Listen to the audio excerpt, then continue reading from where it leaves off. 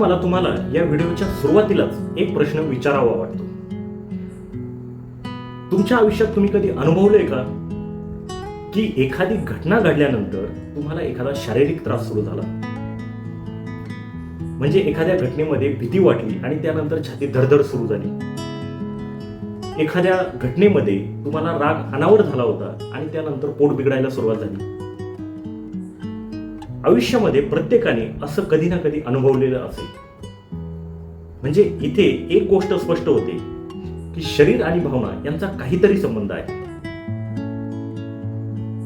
मग तुम्हाला एक आणखी प्रश्न विचारावा वाटतो. जर भीतीमुळे छातीत धडधड सुरू होत असेल, रागामुळे पोट बिघडत असेल, तर मग आपल्याला होणारे आजार यांच्या मागे एखादी खोल भावना जोडलेली असू शकते का? आणि जर असे असेल तर मग आपण फक्त शरीरावर उपचार करतो आणि या भावनांकडे दुर्लक्ष केले तर सिम्पटम पुन्हा पुन्हा येणार नाहीत का? आज मी तुम्हाला एक अशी केस सांगणार आहे जी ऐकल्यानंतर तुमचा शरीराकडे बघण्याचा दृष्टिकोन नक्की बदलणार आहे. चला तर मग हा व्हिडिओ अगदी शेवटपर्यंत बघा. नमस्कार, मी डॉक्टर दत्ता दातीर या व्हिडिओमध्ये तुमचं अगदी मनपूर्वक स्वागत करत आहे. एक 25 वर्षांची तरुणी माझ्याकडे आली होती आणि तिला साधारणतः 1 वर्षापासून कोरडा खोकला येत होता. अर्थातच या कालावधीमध्ये तिने अनेक ठिकाणी उपचार घेतले होते, अनेक तज्ज्ञ डॉक्टरांना दाखवले होते.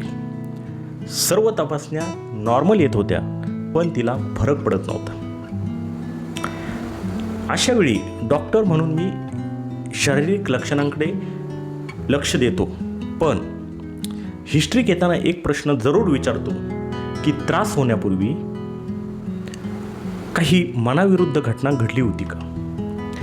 आणि ज्यावेळी या तरुणीला तो प्रश्न विचारला तेव्हा एक गोष्ट समोर आली.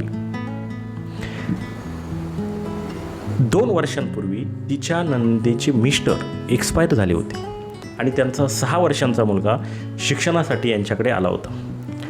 या तरुणीला देखील 2 वर्षाचे बाळ होते. आता या बाळाबरोबर त्या 6 वर्षाच्या मुलाची जबाबदारी देखील हिच्यावर पडली होती. पण तो नणंदेचा मुलगा हा सतत आजारी पडत होता आणि अशा वेळी त्याची काळजी घेण्यावरून सासरचे लोक तिला काही बोलतील का अशी भीती आणि काळजी तिला सतत वाटत होती. आणि 1 वर्षापूर्वी तो जास्त आजारी पडला होता आणि अशा वेळी तो लवकर बरा होईल का, तिचे सासरचे लोक तिला काही बोलतील का याची भीती आणि काळजी तिला सतत वाटत राहिली. तो मुलगा त्यानंतर बरा झाला, पण त्याच्या काही दिवसानंतर तिला खोकला येण्याचा त्रास सुरू झाला. आम्ही तिच्याशी तिच्या भावनांबद्दल बोललो. तिच्या मनामध्ये सतत सुरू असलेली काळजी आणि भीती तिला लक्षात आणून दिली. कधीकधी आपण भावना अनुभवतो, पण त्याची जाणीव आपल्याला नसते. आपण फक्त शरीरावरील सिम्पटम बघतो, पण त्या सिम्पटम मागील भावना बघत नाही. जेव्हा तिला तिच्या त्रासामागील भावना आणि काळजी, भीती आणि काळजी समजावून सांगितली आणि या भीती आणि काळजीचं परिणामस्वरूप तिला खोकल्याचा त्रास सुरू झाला आहे हे तिच्या लक्षात आणून दिले आणि या भावनांवर काम कसं करायचं हे तिला शिकवलं. फक्त 15 दिवसामध्ये तिचा खोकला पूर्णपणे थांबला.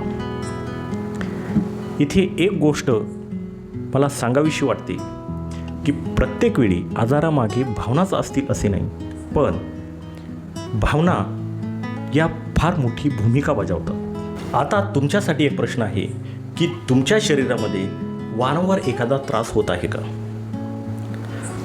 स्वतःला विचारा की हा त्रास सुरू होण्यापूर्वी तुमच्या आयुष्यामध्ये कोणती घटना घडली होती ज्यामध्ये तुमचा विचारांचा गोंधळ होता. जर तुम्हाला या घटनेमधील भावना लक्षात आल्या आणि जर तुम्ही त्या भावना एक्सप्रेस करू शकलात तर तुमचा त्रास बरा व्हायला मदत होऊ शकते.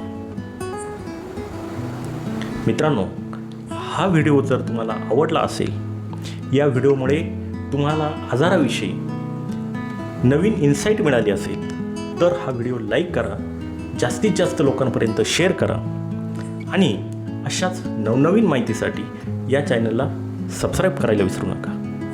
पुन्हा भेटूया पुढच्या व्हिडिओमध्ये. तोपर्यंत धन्यवाद.